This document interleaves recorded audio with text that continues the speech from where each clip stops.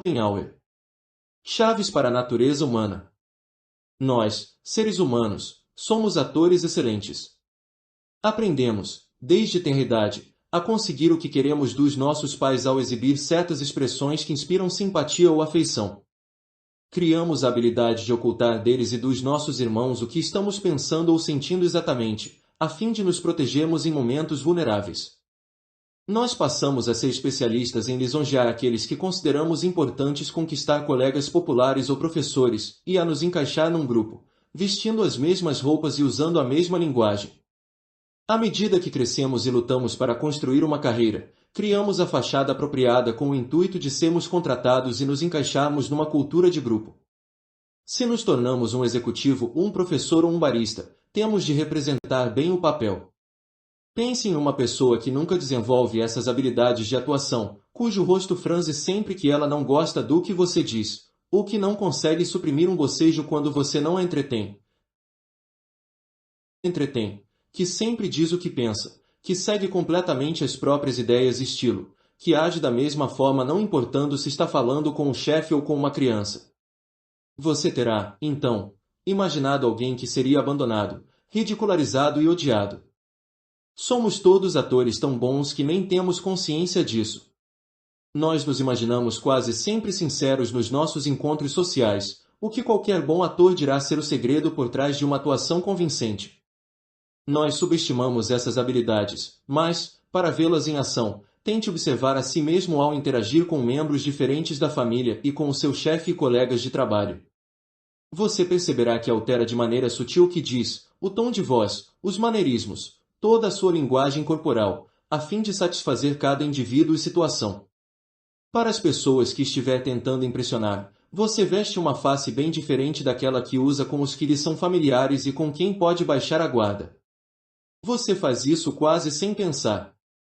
Com o decorrer dos séculos, vários autores e pensadores, examinando os humanos a partir de uma perspectiva exterior, se impressionaram com a qualidade teatral da vida social. A citação mais famosa que expressa isso vem de Shakespeare: o mundo é um palco, os homens e as mulheres, meros artistas, que entram nele e saem, muitos papéis cada um tem no seu tempo.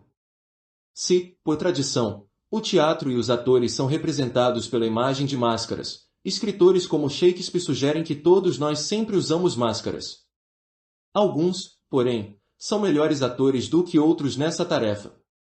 Tipos vilanescos como Iago, na peça Otelo, são capazes de ocultar as suas intenções hostis por trás de um sorriso amigável e benigno.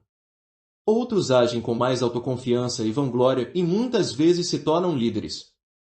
As pessoas com habilidades superiores de atuação navegam melhor os nossos complexos ambientes sociais e progridem. Embora sejamos todos atores excelentes, ao mesmo tempo, secretamente sentimos essa necessidade de atuar e de desempenhar um papel como se fosse um fardo. Somos o animal social de maior sucesso no planeta. Por centenas de milhares de anos, os nossos ancestrais caçadores-coletores sobreviveram apenas se comunicando entre si por meio de sinais não verbais. Essa comunicação, desenvolvida por tanto tempo, antes da invenção da linguagem, fez o rosto humano se tornar tão expressivo, e os gestos tão complexos. Ela é nutrida bem fundo dentro de nós. Temos um desejo constante de comunicar os nossos sentimentos, mas, ao mesmo tempo, a necessidade de escondê-los em prol do funcionamento social adequado. Com essas forças opostas em batalha dentro de nós, não controlamos por completo o que comunicamos. Os nossos sentimentos verdadeiros vazam de maneira contínua na forma de gestos, tons de voz, expressões faciais e postura. Não somos treinados, contudo, para prestar atenção aos sinais não verbais dos outros. Por puro hábito, fixamos nossa atenção nas palavras que as pessoas dizem, pensando no que falaremos a seguir. Isso significa que estamos usando apenas uma porcentagem pequena das habilidades sociais latentes que todos nós possuímos. Imagine, por exemplo, as conversas que teve com pessoas com quem se encontrou em tempos recentes. Ao prestar atenção bem detalhada aos sinais não verbais que emitem, você consegue lhes captar os ânimos e espelhar esses ânimos de volta para elas, fazendo-as relaxarem na sua presença. À medida que a conversa avança, você capta sinais de que elas estão respondendo aos seus gestos espelhando-os, o que lhe dá permissão para ir mais adiante e aprofundar o encanto. Dessa maneira, é possível criar um senso de afinidade e conquistar um aliado valioso. Por outro lado, imagine aqueles que quase de imediato revelam sinais de hostilidade contra você. O leitor é capaz de ver por trás dos sorrisos tensos e falsos, captar os instantes de irritação que lhes passam pelo rosto, e os sinais de desconforto sutil na sua presença. Registrando todos esses sinais no momento em que acontecem, poderá se desligar de forma educada da interação e se manter cauteloso, procurando por outros indícios de intenções hostis. É provável que tenha se poupado de uma batalha desnecessária ou de um ato odioso de sabotagem. A sua tarefa como estudante da natureza humana é dupla. Em primeiro lugar, precisa entender e aceitar a qualidade teatral da vida. Não moralize nem proteste contra a dramatização e o uso de máscaras que são tão essenciais para um funcionamento social sem entraves.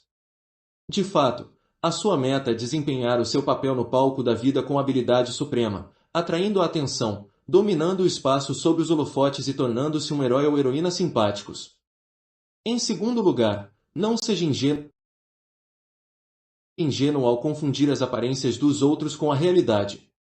Não se deixe cegar pelas habilidades de atuação do ser humano. Transforme-se num mestre decodificador dos verdadeiros sentimentos das pessoas, aprimorando as suas habilidades de observação e praticando-as o máximo possível na vida diária. E assim, com esses propósitos, há 3 outros aspectos dessa lei em particular: entender como observar as pessoas, aprender alguns preceitos básicos para decodificar a comunicação não verbal e dominar a arte do que é conhecido como gestão de impressão, desempenhando seu papel com o efeito máximo. Habilidades de observação. Quando crianças, éramos quase todos grandes observadores do outro. Como éramos pequenos e fracos, a nossa sobrevivência dependia da decodificação dos sorrisos e tons de voz de quem estivesse ao nosso redor. Muitas vezes nos impressionávamos com o modo peculiar de os adultos caminharem, com os seus sorrisos exagerados e maneirismos dissimulados. Nós os imitávamos por diversão. Percebíamos que alguém era ameaçador a partir de algo em sua linguagem corporal. É por isso que as crianças são o terror dos mentirosos inveterados, trapaceiros, mágicos e dos que fingem ser algo que não são. Elas veem bem rápido por trás das máscaras. Aos poucos, a partir dos 5 anos, essa sensibilidade é perdida à medida que começamos a voltar o foco para o interior e nos tornar mais preocupados com o modo como os outros nos veem. O leitor precisa compreender que não se trata de uma questão de adquirir habilidades que você não possui, mas, sim, de redescobrir aquelas que já tinha na primeira infância. Isso significa uma reversão gradual dos processos de autoabsorção e a reconquista da visão voltada para fora e da curiosidade que tinha quando pequeno. Como com qualquer habilidade, isso requer paciência. O que você está fazendo é reprogramar o cérebro aos poucos por meio da prática, mapeando novas conexões neurais.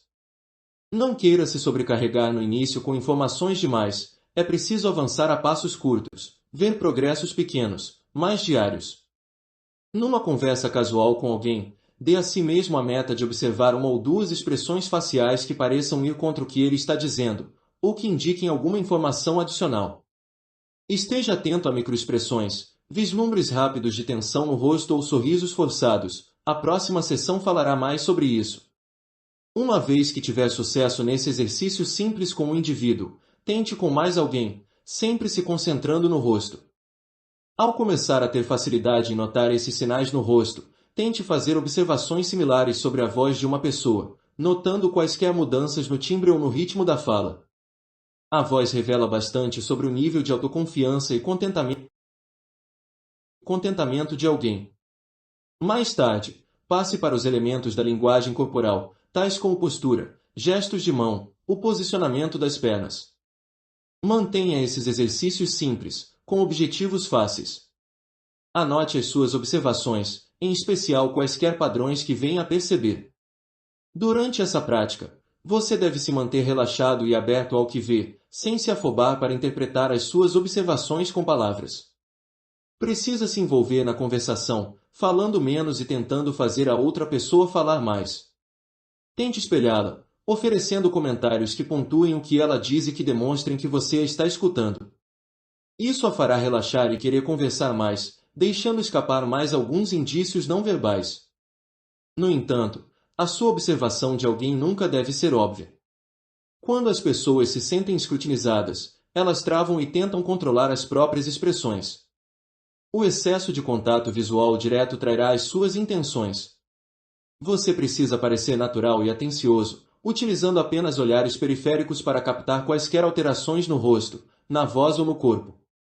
Ao observar qualquer um por algum tempo, você precisa estabelecer os parâmetros das expressões e ânimos dele. Certas pessoas são naturalmente quietas e reservadas, e as suas expressões faciais revelam isso. Outras são mais animadas e energéticas, e há aquelas que estão sempre com um olhar nervoso. Com a consciência da conduta típica de um indivíduo, você pode prestar atenção maior aos desvios, por exemplo, uma animação súbita em alguém que costuma ser reservado, ou um olhar relaxado daquela pessoa que normalmente é nervosa. Uma vez que você conheça os parâmetros de uma pessoa, será bem mais fácil discernir os sinais de dissimulação e nervosismo dela. Marco Antônio, da antiga Roma, era tipicamente jovial, sempre sorria, dava risada e brincava com os outros. Foi quando ele se tornou, de súbito, silencioso e triste nas reuniões após o assassinato de Júlio César que o rival de Antônio, Otávio, que mais tarde se chamaria Augusto, compreendeu que estava planejando algo e tinha intenções hostis. Em relação ao parâmetro de expressões, tente observar a mesma pessoa em situações variadas, notando como os sinais não verbais se alteram ao falar com o cônjuge, com o chefe, com o empregado. Em outro exercício, observe aqueles que estão prestes a fazer algo excitante, uma viagem para um local fascinante, um encontro romântico com alguém que andavam paquerando, ou qualquer evento para o qual há grandes expectativas. Perceba os olhares de expectativa, os olhos que se abrem mais e permanecem assim, o rosto corado e animado, um leve sorriso nos lábios ao pensarem no que está por vir. Compare isso com a atenção exibida por quem está prestes a fazer uma prova ou ir para uma entrevista de emprego. Você estará aumentando o seu vocabulário em relação à correlação entre emoções e expressões faciais. Preste bastante atenção a quaisquer sinais dúbios que captar, alguém que professe adorar a sua ideia, mas cujo rosto demonstra atenção e cujo tom de voz soa artificial, ou que lhe dê os parabéns pela sua promoção, mas cujo sorriso é forçado e cuja expressão se mostra entristecida. Esses sinais dúbios são muito comuns. Também podem envolver partes diferentes do corpo. No romance Os Embaixadores, de Henry James, o narrador percebe que uma mulher que o visita lhe sorri durante a maior parte da conversa, mas segura a sombrinha com muito mais força. Apenas ao notar isso ele compreende o ânimo real dela desconforto. Diante de sinais dúbios, você precisa ter ciência de que uma parte maior da comunicação não verbal envolve o escape de emoções negativas, e deve dar peso maior aos sinais negativos como indicadores dos sentimentos verdadeiros da pessoa. A certa altura, o leitor poderá então lhe perguntar por que sente tanta tristeza ou antipatia. Para levar a prática mais adiante, tente um exercício diferente. Sente-se num café ou outro espaço público, e sem o fardo de ter que manter uma conversa, observe as pessoas ao redor. Escute-lhes as conversas em busca de sinais vocais. Perceba a maneira como andam e a linguagem corporal como um todo. Se possível, faça anotações. À medida que se tornar melhor nessa prática, tente adivinhar a profissão de cada uma a partir dos sinais que captar, ou algo sobre a personalidade delas com base na linguagem corporal. Será um jogo agradável. O leitor será capaz de dividir a sua atenção com mais facilidade escutando bem o que os outros dizem, mas também prestando atenção cuidadosa aos sinais não verbais. Você também vai se tornar ciente de sinais que não havia notado antes, expandindo de forma contínua o seu vocabulário. Lembre-se de que tudo que o ser humano faz representa algum tipo de sinal, não há nenhum gesto que não comunique algo. Preste atenção aos silêncios das pessoas, às roupas que vestem, à disposição dos objetos, os objetos sobre a mesa delas, aos padrões de respiração, atenção em certos músculos, em particular, do pescoço, ao subtexto das conversas, o que não é dito ou é deixado implícito. Todas essas descobertas o entusiasmarão e o impelirão a ir adiante. Ao praticar essa habilidade, você precisa ter consciência de alguns erros comuns que talvez venha a cometer. As palavras expressam informações diretas. Podemos discutir sobre o que alguém quer dizer quando afirma algo, mas as interpretações são bem limitadas. Os sinais não verbais são muito mais ambíguos e indiretos, e nenhum dicionário explica o que isso ou aquilo significa. Tudo depende do indivíduo e do contexto. Se não tiver cuidado, vai vislumbrar sinais, mas os interpretará com rapidez de um modo que se adeque ao seu próprio viés emocional sobre as pessoas, o que tornará as suas observações não apenas inúteis, mas também perigosas. Se estiver observando alguém por quem sinta uma antipatia natural, ou que o lembre de uma pessoa desagradável que conheceu no passado, tenderá a ver quase qualquer sinal como antipático ou hostil. E fará o contrário quando se tratar daqueles de quem goste. Nesses exercícios, esforce-se para suprimir as suas preferências pessoais e preconceitos sobre os outros. Relacionado a isso está o que é conhecido como o erro de Otelo. Na peça Otelo, de Shakespeare, o personagem principal que leva o nome da obra.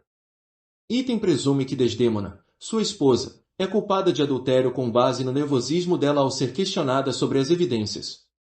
Na verdade, Desdémona é inocente, mas a natureza agressiva e paranoica de Otelo e as suas perguntas intimidadoras a desestabilizam, o que ele interpreta como um sinal de culpa. Nesses casos, captamos certos sinais emocionais de outras pessoas nervosismo, por exemplo, e presumimos que eles se originam de certa fonte. Nós nos agarramos à primeira explicação que se encaixa no que vemos. No entanto, o nervosismo poderia ter várias explicações, como uma reação temporária ao nosso questionamento ou às circunstâncias em geral. O erro não está na observação, mas na decodificação. Em 1894, Alfred Dreyfus, um oficial do exército francês, foi preso injustamente por divulgar segredos aos alemães. Dreyfus era judeu, e muitos franceses na época nutriam sentimentos antissemitas. Na sua primeira aparição diante do público para ser questionado, ele respondeu num tom calmo e eficiente que isso era parte do seu treinamento como burocrata e também o resultado do esforço de conter o próprio nervosismo. A maioria do público supôs que um homem inocente protestaria em voz alta. O comportamento dele foi visto como sinal de culpa. Tenha em mente que indivíduos de culturas diferentes consideram formas diferentes de atitude como aceitáveis. Isso é conhecido como regras de comportamento. Em algumas culturas, as pessoas são condicionadas a sorrir menos ou tocar mais. Ou a linguagem envolve mais ênfase na tonalidade vocal. Sempre leve em consideração o histórico cultural e interprete os sinais oferecidos de maneira adequada. Como parte da sua prática, tente observar a si mesmo também. Note quando e com que frequência você tende a forçar um sorriso, ou como seu corpo denota nervosismo na sua voz, no tamborilar de dedos, ao brincar com o cabelo, no tremor dos lábios, e assim por diante.